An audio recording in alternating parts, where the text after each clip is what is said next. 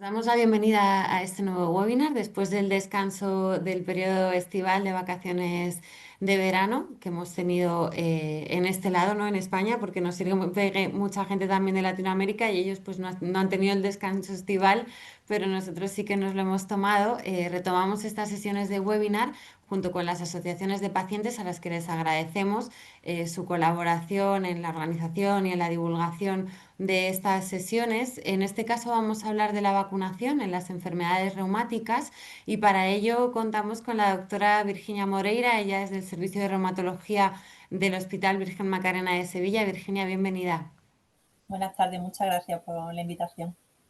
Y muchas gracias a ti por recoger el guante cuando te mandamos la invitación sin pensarlo ni un minuto. Y tampoco se lo pensó ni un minuto la doctora María Fernández Prada. Ella es del Servicio de Medicina Preventiva y Salud Pública del Hospital Vital Álvarez Builla de Mieres, Asturias. María, bienvenida. Muchas gracias por la invitación. Bueno, muchas gracias a las dos. Como hemos tenido un periodo un poco de relax sin webinar, voy a recordar un poco cómo funciona el formato, ¿vale? Lo que hacemos es que tenéis habilitado el chat para poder mandarnos preguntas a través de él. En lo que estemos en ese periodo de discusión, vamos a empezar con algunas preguntas con las doctoras. Algunas de ellas nos las habéis hecho llegar a través de las asociaciones de pacientes y también a través del correo que os dejamos de comunicación@ser.es. Y bueno, podéis ir escribiéndolas ahí y las iremos resolviendo. Aquí sí que os recuerdo que esto no sustituye a una consulta clínica en el médico porque no tenemos el historial, con lo cual pues os agradecemos que las preguntas sean lo más abiertas posibles y lo más generalistas posibles, que nos puedan ayudar a todos. Y bueno, pues el webinar se va a quedar grabado, lo vamos a compartir luego en el canal de YouTube de la Sociedad Española de Reumatología y en la página web de inforreuma.com. Así que ahí lo vais a poder ver y también pues a través de las asociaciones de pacientes que como digo estamos muy agradecidos de su colaboración en este tipo de actividades. Aquí en España comenzamos un periodo en el que, bueno, pues en las distintas comunidades autónomas, en algunas empieza más a finales de septiembre, en otras más a primeros de octubre, empieza ese periodo de vacunación de la gripe. Y bueno, pues siempre el tema de la vacunación conlleva muchas dudas en los pacientes con enfermedades reumáticas, sobre todo en aquellos pacientes que tienen que tomar tratamiento inmunosupresor. Sí que en este sentido realizamos y pudo participar la doctora Virginia Moreira en él, junto con la Consejería de Salud de la Junta de Andalucía, una guía, un díptico sobre vacunación en enfermedades inmunomediadas que está disponible en la web de inforruma.com y que puede servir y ser extrapolable esa información a otras comunidades autónomas bueno, incluso a otros países, porque al final se habla de vacunación en IMIT. Y si os parece, bueno, pues habiendo mencionado este documento de recomendaciones, vamos a irnos un poco a empezar por la población general, ¿no? Por todo lo que es la importancia que tiene la vacunación. María, aquí en el papel de la medicina preventiva, la Ujú. vacunación podemos decir que es uno de los pilares fundamentales. Efectivamente. Muchas veces los pacientes llegan a las consultas de vacunas, a las unidades de vacunación que están dentro de los servicios de medicina preventiva y salud pública en la mayor parte de los hospitales públicos y también cada vez más los hospitales privados de nuestro país, ¿no? Y muchas veces los pacientes cuando llegan no tienen claro qué información van a recibir, porque a veces el concepto de la medicina preventiva es tan amplio que no tienen esa concreción, ¿no? En muchas ocasiones los facultativos que les hacen esa derivación les comentan que ahí van a recibir vacunas, que se les va a dar unos consejos y demás, pero bueno, otras veces el mensaje pasa un poco más desapercibido y llegan un tanto desorientados preguntando qué es la medicina preventiva, ¿no?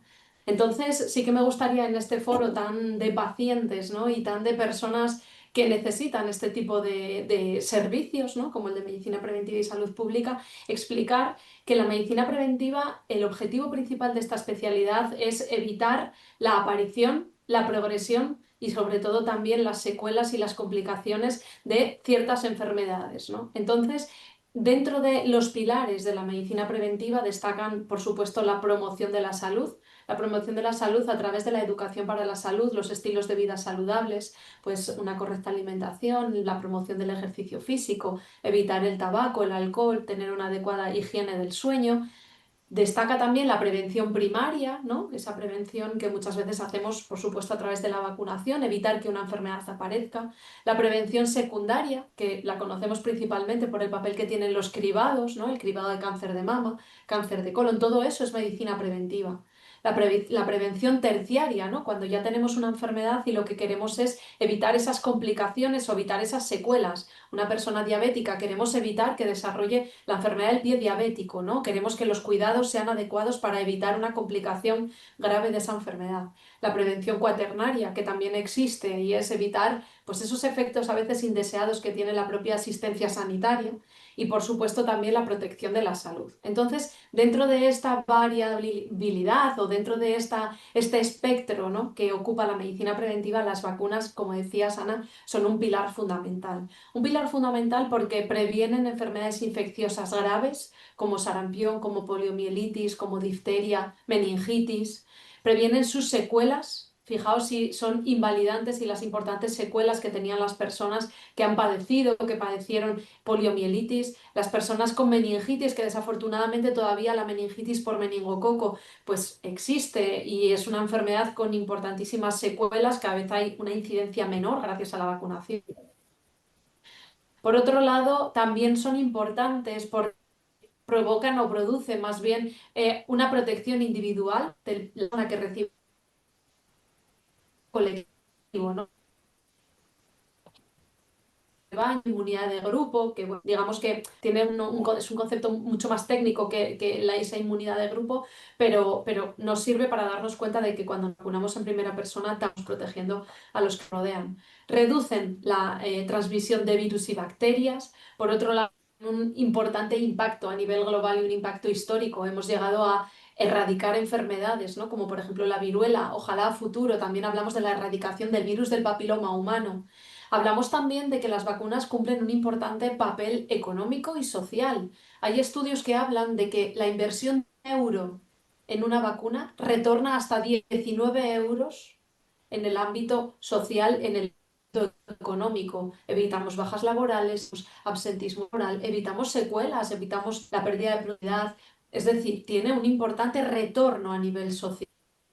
Ujú. Y ya por último, por supuesto, pues nos ayudan a controlar pandemias y epidemias. Ujú. María, decía yo al principio que en España el calendario de vacunación es dependiente de las distintas comunidades autónomas. Esto, pues a veces puede generar angustia o preocupación en la población, ¿no? Sobre si depende de en qué zona de España vivimos o en qué comunidad autónoma estamos mejor o peor vacunados, ¿no? ¿Podemos Sí. estar tranquilos? En España en general podríamos decir que cumplimos con ese calendario de vacunación recomendado, ¿o qué habría que mejorar? Entre los años 70 y 80 fue cuando se produjo la descentralización en materia de sanidad, el gobierno central a las comunidades autónomas. Eso ha tenido unas importantes ventajas históricas a la hora de poder gestionar de una manera adecuada los recursos de cada comunidad y también adaptarla a sus poblaciones. Sin embargo, cuando hablamos de vacunas, siempre ha existido una importante preocupación hacia lo que nosotros llamamos la desarmonización del calendario. Eso significa que desde el Ministerio se emiten una serie de recomendaciones a cumplir tanto en el calendario en la etapa infantil como la de la etapa del adulto, ¿no? Y luego son las comunidades autónomas las que deciden, en función de sus presupuestos y también su epidemiología, qué vacunas son las que se incorporan en mayor o menor medida antes o después a los calendarios de esas comunidades autónomas. Entonces, comparto contigo en que esto, y no lo has dicho tú, pero lo digo yo, a veces podría suponer inequidades en salud, porque el acceso a ciertas vacunas de manera financiada puede ser diferente en unas comunidades y en otras. Pero sí puedo deciros que en los últimos años las recomendaciones que emitía el Ministerio se han incorporado de una manera más ágil que antiguamente y que hoy por hoy existe una mayor homogeneidad en el calendario de vacunación, sobre todo en la etapa pediátrica y cada vez más en el adulto. No es perfecto, soy consciente de ello. Hay comunidades autónomas que inician antes unas vacunas en grupos de riesgo, en personas en situación de inmunodepresión o inmunocompromiso, antes que en otras. Hay comunidades que financian estas vacunas para unas edades y para otras no. O sea, pero en general, si cumpliéramos al 100% con todas las recomendaciones que cada comunidad autónoma tiene indicadas y financiadas para los pacientes que están en situaciones especiales, estaríamos haciendo ya muchísimo bien y los pacientes obtendrían un grandísimo beneficio. Virginia, yo creo que con la exposición de María ha quedado clarísimo la importancia de la vacunación, ¿no? Y de esa prevención que hacen en las enfermedades en la población sana, pero ¿por qué es especialmente importante que las personas con enfermedades reumáticas se vacunen y en especial que presten atención a la vacunación y que hablen de ello con los profesionales de reumatología, los pacientes que tienen patologías inmunomediadas? Bueno, sabemos y están altamente recomendadas que la vacunación es fundamental en los pacientes con enfermedades reumáticas y especialmente en aquellos que tienen enfermedades inmunomediadas y enfermedades autoinmunes sistémicas, ya que estos pacientes tienen un riesgo aumentado de tener infecciones y que estas infecciones cursen de forma grave. Estos riesgos van a venir dados, por una parte, porque la propia enfermedad genera una disfunción de las defensas del paciente por la propia enfermedad. Los tratamientos que utilizamos para controlarla son medicamentos inmunosupresores, con lo cual bajamos aún más la defensa de un paciente ya de por sí vulnerable. Y además, estos pacientes suelen tener comorbilidades, que son enfermedades que se suelen asociar a las enfermedades reumáticas, como la diabetes, la enfermedad renal o la enfermedad pulmonar, que aumentan aún más el riesgo de infección y de complicaciones. Por todo esto, solemos recomendar las vacunas en estos pacientes. Yo te iba a preguntar, bueno, si os parece, primero le voy a preguntar a María que nos explique porque existen distintos tipos de vacunas, algunas de ellas son vacunas inactivadas, otras son vacunas vivas. ¿Qué diferencia hay entre ellas? ¿Qué tipos de vacunas Ujú. podemos encontrar a día de hoy? Eso es. Existen diferentes clasificaciones cuando hablamos de vacunas, ¿vale? Pero hay una clasificación muy clásica que es la diferenciación entre las vacunas vivas atenuadas y las vacunas muertas o inactivadas. Las vacunas vivas atenuadas son aquellas como por ejemplo la vacuna del sarampión, rubéola, parotiditis, que es la vacuna triple vírica, la vacuna frente a varicela, la vacuna frente a fiebre amarilla, la vacuna frente al dengue también, ¿vale? Existen diferentes vacunas vivas atenuadas que lo que hacen es contener el virus entero, sin embargo, está atenuado por medio de algún método físico o químico. Es decir, digamos que el virus está entero, pero le damos un toquecito con capacidad de inducir, en este caso la vacuna, la protección, sin que provoque la enfermedad frente a la que pretende proteger, ¿vale? Ese es el concepto de atenuación. El virus está vivo, pero está un poco atontado, Ujú. ¿vale? Estas vacunas son vacunas que están contraindicadas en los pacientes que tienen enfermedades reumáticas y están con un tratamiento inmunosupresor o inmunomodulador activo. Incluso cuando no tienen estos tratamientos, pero concretamente en el caso de los corticoides, pueden estar a dosis altas durante un tiempo determinado que también ejerce cierto efecto inmunosupresor. Entonces, no deben recibir los pacientes en estas situaciones de inmunosupresores, inmunomoduladores, corticoides a altas dosis, vacunas vivas atenuadas, porque al tener el sistema inmune debilitado, como decía Virginia, sí que la vacuna puede producirle la enfermedad frente a la que le pretende proteger. ¿Vale? En condiciones en las que el paciente presenta una enfermedad reumática, pero no se encuentra en tratamiento inmunosupresor o inmunomodulador, o está con unas dosis muy bajitas de corticoides, porque no tiene brotes, porque es una dosis de mantenimiento, por lo que corresponda, se debe valorar y, en general, en estas situaciones, evidentemente hay que valorarlo de manera individualizada, pero no existiría una contraindicación como tal, podrían recibirlas, ¿vale? Las vacunas inactivadas o muertas son aquellas que contienen un fragmento o una subunidad de ese virus o esa bacteria, ¿vale? Entonces, jamás puede producir, bajo ninguna circunstancia, ni tampoco cuando están con tratamiento activo, jamás pueden producir la enfermedad frente a la que pretenden proteger. En este caso estoy hablando, por ejemplo, de la vacuna de neumococo, estoy hablando, por ejemplo, de la vacuna frente a herpes zóster de subunidades, estoy hablando de la vacuna frente a virus respiratorio sincitial, hepatitis, por supuesto gripe, por supuesto COVID. Son vacunas muertas o inactivadas y son susceptibles de, en este caso, utilizar en personas que están con tratamientos activos, ¿no? De patología reumática. Esa es una clasificación muy importante cuando le explicamos al paciente, pues vas a recibir estas vacunas. Yo siempre les digo, estas vacunas son compatibles con todos tus tratamientos, no interfieren de ninguna manera, ni van a alterar para nada la eficacia del tratamiento, ni van a suponer mayor reactogenicidad, ni van para nada, y las puedes recibir. Sin embargo, hay otras que a veces el paciente las necesita, pero no las puede recibir. Y son estas vivas atenuadas cuando está con el tratamiento activo. Ujú. Bueno, has mencionado, María, que la valoración debe ser individualizada, pero Virginia, ¿qué vacunas son recomendables en las personas con enfermedades reumáticas? ¿Cuáles se deberían de poner? Y ya con esto también enlazo con una pregunta que nos ha llegado de una persona que nos pregunta ¿qué vacunación debería de recibir antes de iniciar un tratamiento biológico? Bueno, si utilizamos esa división que ha hecho María, esa clasificación, en cuanto a las vacunas inactivadas, lo ideal sería la vacuna frente a la gripe y el COVID, recibirla todos los años. Luego, la vacuna del neumococo deberían ponérsela todos los pacientes. En general, durante estos últimos años han ido surgiendo distintos tipos de vacunas para el neumococo. Hoy en día la que más se está utilizando es la 20-valente y que solamente se necesita a los pacientes una única dosis, aunque si esta no está disponible podemos utilizar la pauta de vacunación secuencial de primero la 13-valente y luego la 23. Pero eso sería en caso de que la vacuna 20-valente no estuviera disponible.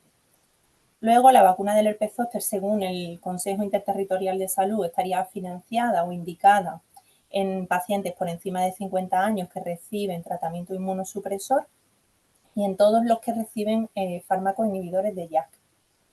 Después podemos discutir un poquito más esto en extenso, ¿no? Luego, la vacuna del tétano, la tétano, difteria y tosferina, pues habría que revisar la pauta que ha recibido el paciente y completarla si no ha recibido 5 dosis.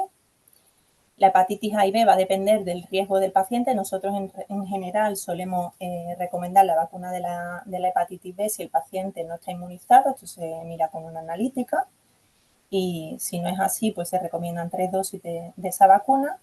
Y luego la vacuna del papiloma, que no estaría financiada para la mayoría de los pacientes adultos, solamente en casos de pacientes de riesgo en función pues, de sus patologías, de sus situaciones. Sobre todo se recomienda en pacientes jóvenes y en mujeres que ya tienen lesiones cervicales. Luego, entonces, un poco como resumen, fundamental, la gripe y el COVID todos los años, el neumococo una dosis, el herpes zóster serían 2 dosis, si lo tiene indicado el paciente o su comunidad autónoma lo financia para todos los tratamientos inmunosupresores, por ejemplo, es el caso de Andalucía, todos los pacientes con tratamiento inmunosupresor en Andalucía, los adultos, tienen financiada la vacuna del herpes zóster, el tétano en función de lo que hayan recibido, la hepatitis A y B en función del riesgo y el virus del papiloma sí entra dentro de esas poblaciones de riesgo. Eso serían dentro de las vacunas inactivadas que pueden recibir todos los pacientes. ¿Qué ocurre con las vacunas con virus vivo? Las principales en nuestro medio, ¿no? La vacuna de la varicela y la triple vírica, como ha dicho María, sarampión, rubeola, parotiditis. Si lo ideal sería, antes de iniciar el tratamiento, revisar si el paciente tiene inmunidad. Con una analítica sabemos si o bien ha pasado la infección o ha recibido la vacuna. Si no es así, no tiene inmunidad, lo ideal sería vacunarlo al menos 4 semanas antes de empezar con el tratamiento inmunosupresor. Y si la situación de la enfermedad no permite esperar esa ventana de tiempo, pues una vez que se inicia el tratamiento ya el paciente no podría recibir la vacuna. Ujú. Virginia, has contestado a una de las preguntas que nos ha llegado porque decían que si convendría, ¿no? Es una persona que tiene síndrome de Sjögren y nos decía que sin estar inmunodeprimida, si convendría que se pusiera la vacuna del COVID anualmente. Así que, bueno, pues Sí, ahí hemos dejado esa recomendación de la gripe y el COVID que me la has respondido. ¿Tendrían también las personas con enfermedades reumáticas que prestar atención a la vacunación en función de distintas etapas vitales? Pues, por ejemplo, una mujer que quiera quedarse embarazada o una mujer que esté embarazada, ¿no? En los distintos procesos, o también las enfermedades reumáticas afectan a los niños, ¿no? En este sentido, ¿qué relación puede tener el calendario vacunal de un niño sano con relación a un niño que está diagnosticado y que tiene un tratamiento, pues a lo mejor para la IJ, para el lupus o para cualquier otra enfermedad reumática? Esto os lo lanzo un poco a las dos. No sé si igual si Virginia y luego María quiere completar o la que queráis un poco Ujú. empezar. Bueno, si queréis comento yo un poco el tema del embarazo y luego le dejo los niños a María, que seguro que sabe mucho más de vacunas que en los niños. Bueno, en cuanto al embarazo, yo diría que hay como varias cuestiones importantes, ¿no? Durante el embarazo, las vacunas con virus vivos están contraindicadas, pueden ser perjudiciales para el feto y no las debe recibir la mujer embarazada. Las vacunas inactivadas en general son todas compatibles con la gestación y luego hay 3 que son muy importantes. La gripe y el COVID, que se pueden poner durante la campaña independientemente de la semana de gestación, o sea, la mujer cuando venga la campaña de la gripe y se esté embarazada, independiente del momento, se puede poner la vacuna. Y luego la vacuna de la tosferina, que sí que como sabéis, lleva ya unos años siendo altamente recomendada para las pacientes embarazadas, que esa sí que tiene un momento ideal de ponérselo alrededor de la semana 28. Eso serían las vacunas inactivadas. Y luego una cuestión importante en las pacientes con enfermedades reumáticas que están embarazadas es que si están recibiendo terapia biológica durante el embarazo, una vez que nace el bebé, si no puede ponerse vacunas con virus vivo en los primeros 6 meses. Que yo sepa, en el calendario vacunal español, la única vacuna con virus vivo que hay durante los primeros 6 meses es el rotavirus. Entonces, esa vacuna, que es esta vacuna oral que se le da a los niños para evitar la diarrea, pues esa no se podría administrar. Ujú. Muy bien, efectivamente. En el caso, por ejemplo, de los niños, que cada vez hay más diagnósticos, ¿no? Sobre todo por esa mejora en la detección de las enfermedades y también los medios que tenemos para tratarlas, pues cada vez hay más niños con enfermedades tipo artritis idiopática juvenil o lupus. Entonces, esos niños deben seguir su calendario sistemático a lo largo de la vida, teniendo en cuenta estas cuestiones que hablamos sobre vacunas vivas atenuadas, que si están con tratamientos no las deben recibir. Y luego, especialmente, tenemos que preocuparnos en proteger frente a la gripe, que ahora en los niños entre 6 meses y 59 meses en toda España se hace una vacunación sistemática, ¿no? Por edad, pero en otras situaciones y en otros niños de otras edades, pues si tienen antecedentes médicos de interés, enfermedades crónicas, deben recibirla. Y por otro lado, también hay una vacuna que en Ceuta, en Melilla y en Cataluña está incluida en el calendario sistemático infantil, pero en el resto de comunidades autónomas no, que es la vacuna frente a hepatitis A, que la debemos valorar en los niños que reciben ciertos fármacos que pueden tener metabolismo hepático. Entonces, en general, se recomienda que reciban las vacunas 2 dosis separadas de 6 meses, vacuna infantil hasta los 18 años de edad de hepatitis A. ¿Vale? En Cataluña, Ceuta y Melilla, estos niños que están en estas situaciones médicas no hay que preocuparse porque la tienen incluida en su calendario, pero en el resto de comunidades sí que solemos hacer bastante hincapié en que puedan complementar su calendario de vacunación.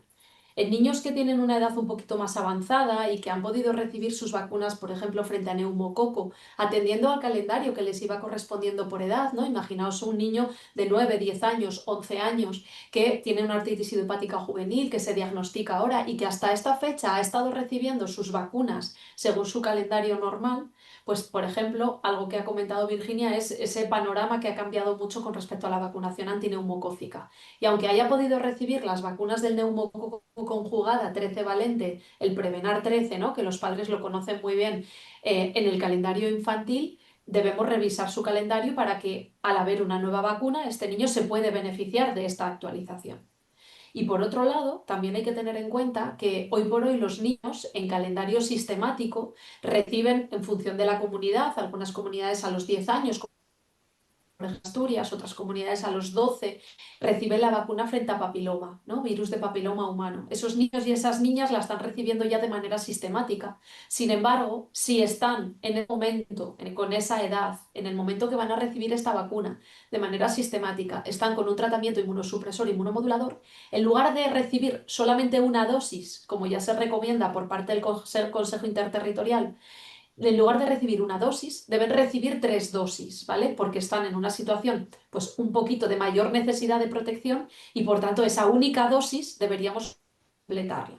Por eso hay que valorar muy bien el tipo de enfermedad, por supuesto, la situación de salud del paciente, la medicación que tiene activamente ese paciente y la edad a la que se ha diagnosticado la enfermedad, ha iniciado el tratamiento inmunosupresor y ver qué vacunas de su calendario se mantienen, qué vacunas estarían contraindicadas, como por ejemplo un niño de 2 o 3 años no podría recibir las vacunas triple vírica o varicela según el calendario, y también debemos valorar si necesita dosis adicionales de esa vacuna, ¿vale?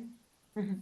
Decía yo al inicio del webinar que aquí en España nos hemos tomado un periodo de vacaciones estivales de verano. En este periodo de vacaciones mucha gente aprovecha para viajar al extranjero y esto también puede ser un motivo de preocupación a la hora de tener que vacunarse o no de determinadas virus si vamos a viajar a determinadas zonas. Y esto también enlaza con la importancia que es esa relación médico-paciente, ¿no? De quizá yo voy al reumatólogo, tengo diagnosticada una enfermedad reumática, me voy a ir de viaje a un país en el que probablemente sean necesarias unas vacunas específicas que en mi país de residencia no, y cuánto importante es que yo se lo cuente a mi reumatólogo para que me diga qué es lo que debo hacer, ¿no? ¿Es para Virginia o para mí? ¿O Para que respondemos las queráis. dos en conjunto? Virginia, ¿qué pasa cuando los pacientes te comentan? Me Bueno, voy a ir de viaje a Pernambuco. yo diría que cuando hay que hacer viajes a zonas de riesgo, ¿no? De que hay determinadas enfermedades que son endémicas y que necesitan ese tipo de vacunas, lo ideal es planificar el viaje con mucho tiempo, porque tenemos que ir a los centros de sanidad exterior para que nos digan qué vacunas necesitamos. Allí también se valora qué enfermedad tenemos y qué tratamiento estamos recibiendo, y hay que hacer, bueno, en función de qué vacunas necesitamos, un balance entre el beneficio de la vacuna en función de cuánto riesgo hay en esa zona de esa enfermedad en concreto, cómo está mi enfermedad y qué tratamiento estoy recibiendo. Pues hay pacientes que ya de entrada, después de esa visita, probablemente van a pensar en realizar otro viaje, simplemente yendo allí, porque no conocían esos riesgos. Igual si es un viaje de ocio, pues no le importa cambiar el destino, por eso es importante hacerlo con tiempo. Y hay otros pacientes que si la situación lo permite, pues igual se puede hacer algún ajuste de tratamiento si el riesgo de esa enfermedad es muy alto y intentar que se vacunen. El mensaje es que lo principal es que las vacunas con virus vivos no se pueden administrar en los pacientes con enfermedades autoinmunes que están recibiendo tratamiento inmunosupresor. Pero si lo hacemos con tiempo, podemos valorar el beneficio y el riesgo según el caso concreto.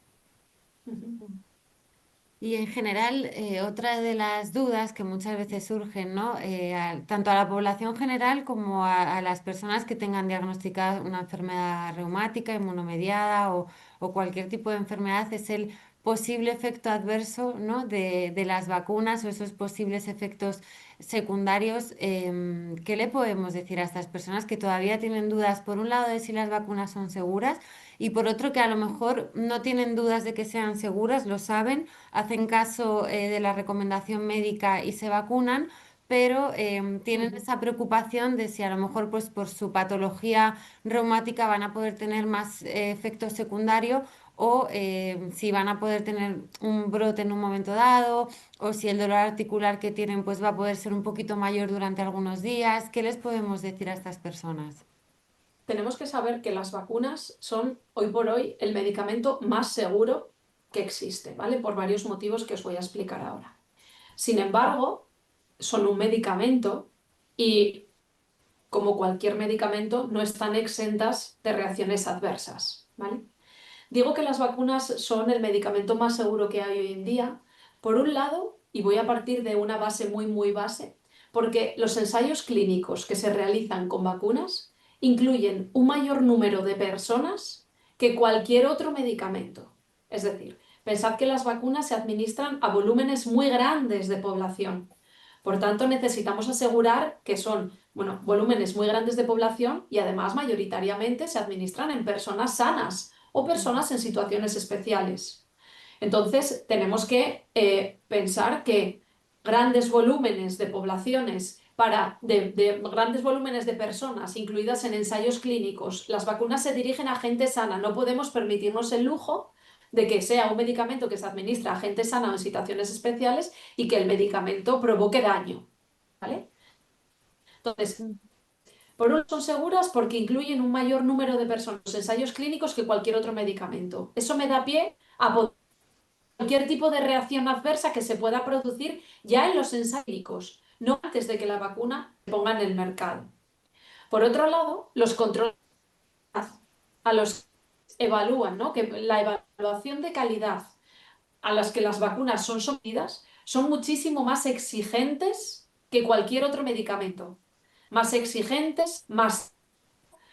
Tened en cuenta que una vacuna a veces, desde el proceso de diseño de la necesidad hasta la del mercado, puede tardar hasta 10 años. ¿Vale? Es decir, los controles de calidad son súper estrictos. El volumen de personas en los ensayos clínicos que se incluyen es elevadísimo. Luego, como digo, se ponen a personas sanas o en situaciones especiales, por tanto tenemos que asegurarnos que no haya reacciones adversas. Más frecuentes que pueden hacer con las vacunas, si aparece algún tipo de reacción, que muchas veces no aparece ningún tipo de reacción, las más frecuentes son las de tipo local, ¿vale? Que duela un poquito el brazo, que se ponga rojo, duro, caliente, que se puede inflamar, que puede darnos un poquito de picor en la zona. Es absolutamente normal. Que lo notemos al dar la vuelta, al girar en la cama, como yo les digo muchas veces. Lo vas a notar al girar en la cama esta noche. Bien. A veces puede aparecer, y esto es en muy, muy, muy raras ocasiones, reacciones más importantes, ¿no? Como tipo anafilaxia. ¿Sabéis cuál es la frecuencia de aparición de anafilaxia tras la vacunación? Una de cada 1,5 millones de vacunas administradas. O sea, la frecuencia es bajísima. Lo más frecuente es lo local, también puede haber un poquito de fiebre, de cansancio, puede aparecer a veces exactamente igual que en los niños y algo muy, muy, muy, muy infrecuente, reacción adversa grave. Siempre decimos que todos los puntos de vacunación, centros de salud, hospitales, tienen que tener una correcta señalización para la identificación de reacciones graves, medicación para el tratamiento de esas reacciones graves y, por supuesto, un protocolo de comunicación intrahospitalario, un protocolo de comunicación dentro del centro de salud para abordar esas reacciones. Todos los puntos de vacunación lo tenemos. Sin embargo, lo más frecuente es que diga al paciente que le duele el brazo. Solamente una de cada 1,5 millones de vacunas administradas, fijaos si hay que administrar dosis, puede provocar una reacción adversa grave. Ujú. Virginia, nos preguntan por aquí, esta pregunta es más específica sobre pacientes con enfermedades reumáticas, ¿no? Porque nos dicen que aquellos pacientes que reciben metotrexato en forma semanal, ¿qué vacunas deberían de recibir teniendo en cuenta que tienen un tratamiento de larga duración? Pues las que hemos comentado antes, la gripe y el COVID anual, el neumococo, una dosis de la 20 valente. El herpes zóster nosotros también lo estamos recomendando en los pacientes con metotrexato, aunque como hemos visto antes no estaría incluida en todas las comunidades, aunque es recomendable y si esa comunidad no lo financia y el paciente lo desea, se lo puede comprar él. Y el tétanos, pues lo ideal sería revisar, como hemos dicho antes, si ha recibido las 5 dosis. Ujú. Nosotros, de todas maneras, antes de empezar con metotrexato, siempre sacamos una serología de hepatitis B y C y si el paciente no está inmunizado, le recomendamos que se vacune. Ujú. Mm. También nos preguntan, En las últimas semanas, sí. ah, decía que en las últimas semanas, y sobre todo porque hay muchos pacientes aquí, algunas comunidades autónomas han empezado a vacunar frente al virus respiratorio sincitial. Esto no se está haciendo de manera global en toda España, ni tampoco para todos los grupos de riesgo, pero hay comunidades autónomas que sí contemplan la vacunación en personas de 60 años en adelante frente a virus respiratorio sincitial, que es un virus que producir neumonías, sobre todo de 60 años en adelante y más aún si tienen enfermedades autoinmunes. Creo importante simplemente mencionarlo para que los pacientes que nos están escuchando puedan preguntar a su reumatólogo, a su preventivista, a su enfermera o médico de atención primaria, sí, cómo está el estado de la cuestión en la comunidad autónoma y también que les informen sobre la vacuna y los beneficios de esta vacuna. Ujú. Pues muchas gracias por el apunte, María. Y desde aquí les animamos a que pregunten a cualquiera de los canales, ¿no? Porque muchas veces también hay algunas vacunas que están en el calendario de vacunación y que directamente no hace falta que esperen a lo mejor a la consulta con su especialista de reumatología, que desde atención primaria la Claro, enfermera se lo puede resolver de una forma mucho más rápida e incluso a lo mejor en ese mismo momento, si le corresponde, se la puede hasta poner y se va con la vacuna en una sola por cita. supuesto. Efectivamente. Ujú. Te decía, Virginia, que también nos ha llegado una duda que es un poco más específica de patología reumática. Esto es una persona que nos dice que el 6 de octubre se tiene que poner un tratamiento que es un biosimilar de adalimumab, no voy a decir el nombre comercial, y que al día siguiente, el día 7, tiene que ponerse la tercera vacuna de la hepatitis. Si puede haber algún tipo de problema por la cercanía de ambas fechas. Bueno, yo la mayoría de las veces le digo al paciente que no es necesario modificar la pauta del tratamiento, ¿vale? Donde es más importante tener en cuenta el momento de la administración es con rituximab, ¿eh? Con rituximab, lo ideal es que si yo me he puesto mi tratamiento el 1 de enero y me lo tengo que volver a poner en julio, pues me ponga la vacuna un mes antes de ponerme mi nuevo ciclo de rituximab. ¿Vale? Ujú. Ahí sí es muy importante. Y luego con metotrexato, a veces recomendamos que una vez que se ha puesto la vacuna al paciente, esperen 1 o 2 semanas para volverse a administrar el metotrexato. Ujú, Pero en general, con la mayoría de los anti-TNF no modificamos la pauta. ujú. Bueno, nos están llegando algunas dudas también sobre la vacuna del herpes zóster y del papiloma humano. Aquí sí que me gustaría hacer un paréntesis y bueno, pues contar a las personas que nos están siguiendo en directo, que lo van a ver a posteriori, que desde la Sociedad Española de Reumatología se está trabajando junto con el Ministerio de Sanidad y con las distintas comunidades autónomas para poder revisar en esos grupos de riesgos en los que a día de hoy no están incluidas la vacuna del herpes zóster ni del virus del papiloma humano, ¿no? En mujeres con lupus y en estos pacientes que sí que necesitarían tenerla, pues que estamos trabajando con ellos, por lo que decía María, ¿no? Porque es verdad que a veces se dan situaciones de inequidad y no puede ser que dependa de tu código postal el hecho de tener una prevención ante determinadas enfermedades o no. Os decía que nos estaban Ujú. llegando dudas sobre la vacuna del herpes zóster y una de ellas es que nos preguntan si has desarrollado la enfermedad, si es conveniente que te vacunes, a pesar de que a lo mejor ya hayas pasado el herpes zóster. Mm. El herpes zóster es la reactivación del virus de la varicela, ¿vale? Eso quiere decir que cuando nosotros en la etapa habitualmente infantil o en la adolescencia, hay gente que lo pasa de mayor, pero ya es muy infrecuente, cuando pasamos varicela y no hay complicación y superamos esa enfermedad infecciosa, el virus de la varicela queda acantonado en los ganglios dorsales de la médula espinal. Queda acantonado, queda latente, queda durmiendo. Ese virus nos va a acompañar durmiendo toda nuestra vida y en situaciones de bajada de defensas, de estrés agudo importante, de un tratamiento, bajada de defensas por cuestiones de salud o por un tratamiento determinado. Ese virus que estaba durmiendo se reactiva y en función de la zona, en función del nivel de la médula espinal donde estuviera acantonado, nos produce esa reactivación que no es la varicela, sino es el virus se llama varicela zoster, en este caso es la manifestación secundaria. Y es cuando a lo largo de todo el dermato, puede ser costal, que puede ser craneal, que si es muy abajo nos puede bajar por debajo siguiendo el nervio ciático. Bueno, pues es cuando aparece el herpes zóster. Haber tenido un episodio de herpes zóster no significa que no se puede volver a tener otro episodio de herpes zóster. Es decir, no deja inmunidad. El herpes zóster es reactivación del virus de la varicela zóster. Y si tengo diferentes situaciones o etapas de la vida donde descienden mis defensas por debajo de un nivel determinado, es cuando se produce la reactivación del virus. Por tanto, haber tenido una reactivación, un episodio de herpes zóster, pues incluso más a mi favor, hace que se deba vacunar de herpes zóster. Esa persona ya ha demostrado su organismo que pues, ha tenido inmunidad, cierto inmunodepresión que le da esa reactivación. Ujú.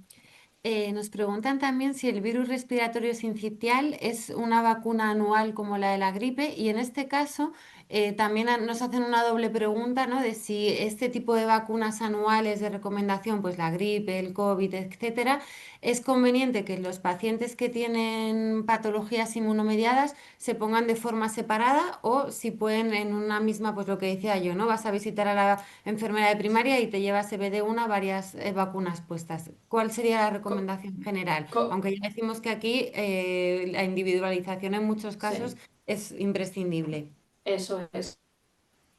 Pues en general lo que queremos es organizar al paciente de una manera ágil y darle el mayor beneficio posible. Y eso se traduce en que si estamos en época de virus respiratorios, en este caso si estamos en época de gripe. Y además la vacunación frente a COVID se plantea de una manera paralela a la vacunación frente a gripe. Pues lo recomendable es que si no hay una contraindicación mayor, que las puede haber, pero en general no las hay, lo más recomendable es que el paciente vacunas. Ahí te Una hemos en el vuelto a brazo perder, derecho, María. Te hemos vuelto a perder. Lo último que hemos escuchado claramente es no, lo más recomendable. Así que vuelve a recomendarnos, ¿no? Y si alguien lo más no se ha perdido, pues recomendable que quede claro. Lo más recomendable es que cuanto antes reciba, en cuanto empiece la campaña de vacunación, en cuanto estén disponibles, que optimicemos el momento de la atención sanitaria y reciba en un brazo una vacuna de gripe y en otro brazo la vacuna de COVID, ¿vale? Eso no va a implicar que va a tener más reacción, va a implicar descompensación de la enfermedad, ni va a implicar interacción medicamentosa, no va a implicar más allá que va a recibir cuanto antes esa Mm. protección, ¿vale? Y en cuanto a la vacuna frente a virus respiratorio sincitial, ahora mismo no todas las comunidades han iniciado esa campaña ni se ha aprobado todavía esa campaña de vacunación.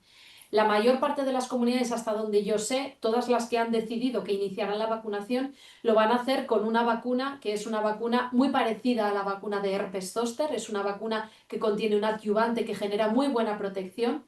Y lo que sabemos hasta la fecha es que es solamente una dosis y de momento, hasta dentro de 3 años, 2, 3 años, no está todavía definido, no habrá que poner ninguna dosis adicional. Es decir, la recibiremos ahora, pues en cuanto empiecen en las diferentes comunidades, se va a recibir a lo largo de todo el año, no va a ser una vacuna de campaña como la gripe que empezamos en octubre y terminamos en marzo, va a ser una vacuna de vacunación continua y a priori solamente una dosis, ¿vale? Mm. Y ya veremos si en 2, 3 años, ahora mismo la vacuna ha demostrado que puede mantener la protección hasta 3 años, pero bueno, veremos a ver si en 2, 3 años habría que, ¿vale? Ujú. Vale, pues entonces nada, les recomendamos lo que decíamos, ¿no? Que cada uno en su comunidad autónoma lo consulte con su enfermera de atención primaria, que seguramente les pueda dar información sobre si pueden o no ponerse porque esté en esa cartera de servicios la vacuna del virus respiratorio sincitial. Durante la época de la pandemia, cuando el COVID, utilizamos muchos términos y aprendimos muchos términos en cuanto a vacunación. Uno de ellos fue el de la inmunidad de rebaño, ¿no? De esa generosidad de que toda la población se vacunase y sobre todo que el ponerse la vacuna hace que protejamos a personas que a lo mejor por una condición de salud determinada no pueden ponerse esa vacuna. Y en este sentido nos ha llegado una pregunta muy bonita, ¿no? De un familiar en el que nos pregunta que un familiar de una persona con una enfermedad inmunomediada que esté tomando tratamiento inmunosupresor, ¿de qué debería vacunarse para proteger a esa persona? A pesar de Ujú. que, bueno, pues eso sea una persona sana y que a lo mejor no tenga ninguna profesión de riesgo que tenga que vacunarse de Mm. algo en especial. La vacunación del conviviente es fundamental porque los convivientes, es decir, el ámbito doméstico, es a través del cual se producen la mayor parte de las transmisiones de virus y bacterias. Entonces, se plantea la vacunación del conviviente de una manera muy sólida desde hace muchísimo tiempo frente a gripe, por ejemplo. Todos los convivientes de pacientes de riesgo deben vacunarse frente a gripe. También durante la pandemia se recomendó de una manera muy insistente la vacunación frente a COVID de estos convivientes. En las últimas recomendaciones del Ministerio se apuntilla un poquito más que la vacuna frente a COVID en convivientes está especialmente recomendada e indicada en aquellos convivientes de personas con enfermedades o grandes inmunodeprimidos, ¿no? Trasplante de médula, trasplante de órgano sólido. Personas que están con el rituximab que comentaba Virginia, que produce una depleción muy importante de los linfocitos B y eso provoca una inmunodepresión importante en el paciente. En general, cualquier viviente de paciente inmunodeprimido, por supuestísimo la gripe, COVID muy recomendable y sobre todo si estamos hablando de un gran inmunodeprimido.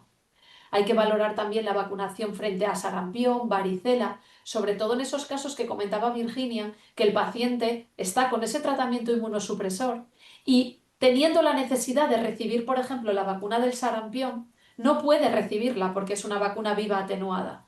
Entonces, debemos recomendar siempre que todos los hijos, los nietos de esas personas reciban la vacuna triple vírica conforme al calendario o saber si de pequeñitos han pasado la varicela, han pasado el sarampión y por tanto asumimos que están inmunes.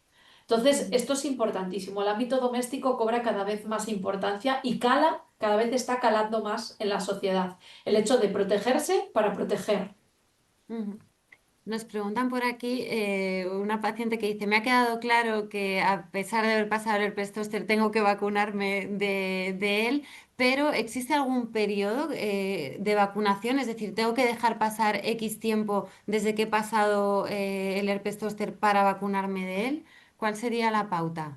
En los pacientes de los que estamos hablando que están en situaciones especiales, deben recibir la vacuna de herpes zóster una vez se hayan recuperado de las lesiones en la piel.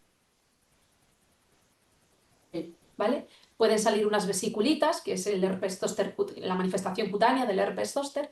Una vez que se hayan recuperado del episodio agudo, pueden recibir la vacuna, aunque puedan tener lo que llamamos neuralgia herpética, ¿no? Una de cada 4 personas que padece un herpes zóster puede padecer neuralgia posherpética, que es un dolor continuo y muy largo, muy prolongado en el tiempo. Puede durar meses o años. Aunque tuviéramos esa secuela del herpes zóster o esa manifestación más prolongada, puede recibir la vacuna. Lo importante es que se recupere de la lesión, de las lesiones de la piel. Mm. Bueno, nos preguntan por aquí, nos piden disculpas porque dicen que igual es una pregunta un poco de perogrullo, pero bueno, es una paciente que está recién diagnosticada, que todavía pues no ha sufrido lo que es un brote, ¿no? Y que pues que tiene esos miedos de a veces no saber si le van a poner una vacuna y va a tener reacción de la vacuna o eso va a ser producido por su enfermedad. Nos dice si las vacunas tienen un periodo en el que pueden dar reacción. Es decir, si nosotros podemos tener, nos ponen una vacuna y hay un periodo de tiempo en el que los efectos que sintamos se deben a esa vacuna. Principalmente los efectos que podamos sentir son en las primeras 24-48 horas, sobre todo porque estamos hablando de lo más frecuente, que es lo de tipo local, como digo, esa tarde-noche de la vacunación, al día siguiente puede durar un par de días esa molestia local. Y si tiene que aparecer fiebre, porque si el paciente le estimula mucho el sistema inmune, la fiebre no es de tipo infeccioso, ¿vale? El paciente no se está poniendo malo ni le está sentando mal. La fiebre simplemente es una manifestación de que se está trabajando inmunológicamente, ¿vale? Hay muchos tipos de fiebre, fiebre infecciosa, fiebre oncológica, fiebre posvacunal, ¿vale? Entonces, si Mm. aparece fiebre, también va a aparecer en las primeras, principalmente 24 horas.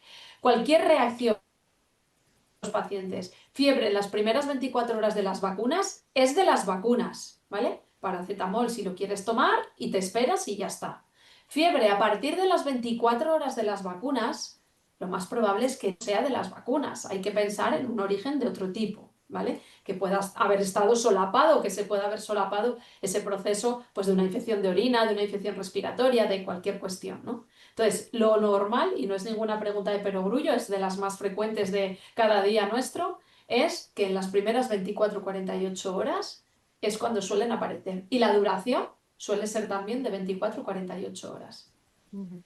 Bueno, aquí decir que no hay pregunta mala, que en realidad lo mejor es que consultemos, ¿no? Igual que cuando vamos a la consulta de nuestro especialista, que no nos quedemos con dudas, que nadie nos va a juzgar por tener mayor o menor conocimiento y que lo único, pues que sí que yo insisto en que esto no es una consulta médica, que a veces no podemos responder a algunas de las dudas que nos llegan porque son muy personales y es una valoración muy individualizada en la que no tenemos la historia clínica de ese paciente, ¿no? Pero que al final cualquier duda, nunca ningún profesional de la salud nos va a juzgar porque a lo mejor no entendamos un término, porque a lo mejor pues hagamos una pregunta de, oye, el efecto secundario de una vacuna, ¿cuánto tiempo puede ser efecto secundario de la vacuna, ¿no?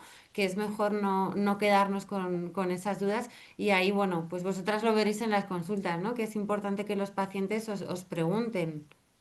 Claro, es Ujú, mucho es mejor fundamental. resolver todas las dudas y que el paciente se vacune que no que se vaya con dudas y luego no se esa incertidumbre le haga no vacunarse. Hay que resolver todo. Ujú. Ujú.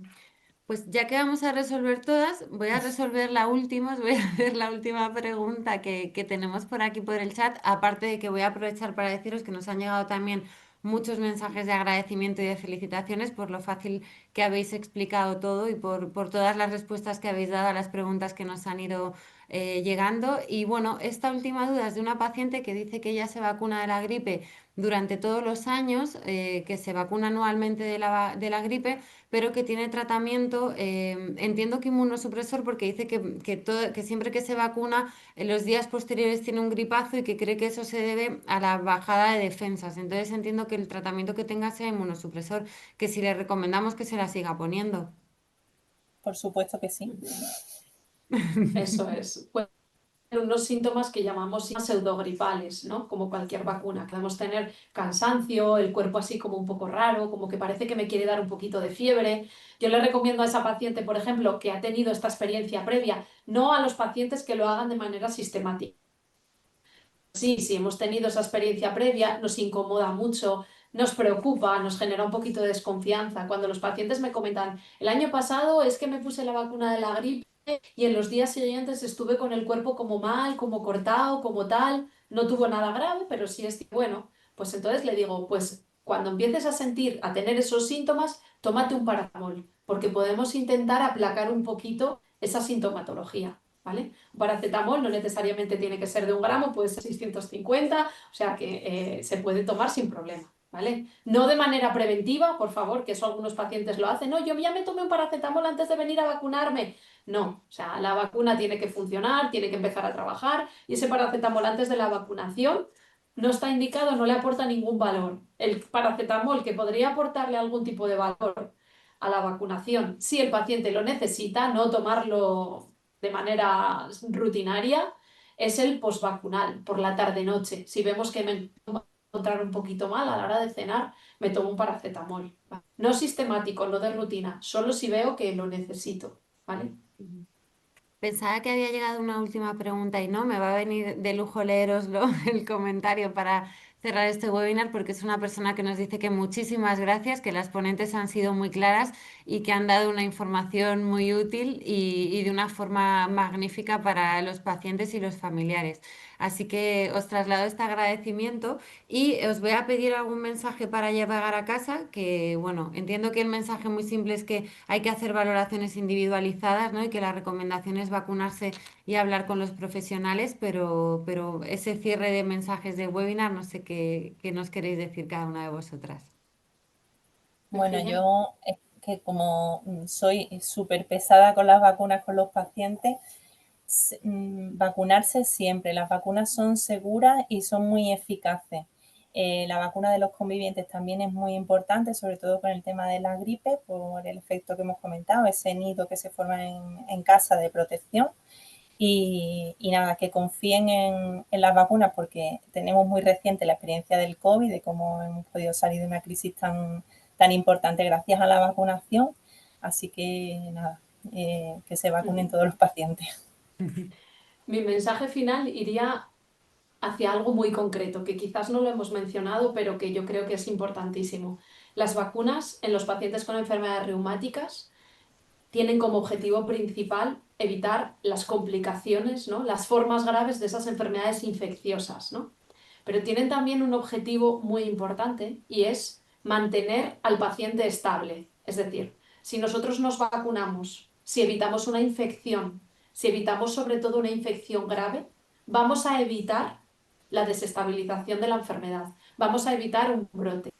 Están descritas en diferentes patologías autoinmunes que cuando tiene una infección respiratoria, una gastroenteritis, se producen brotes de la enfermedad.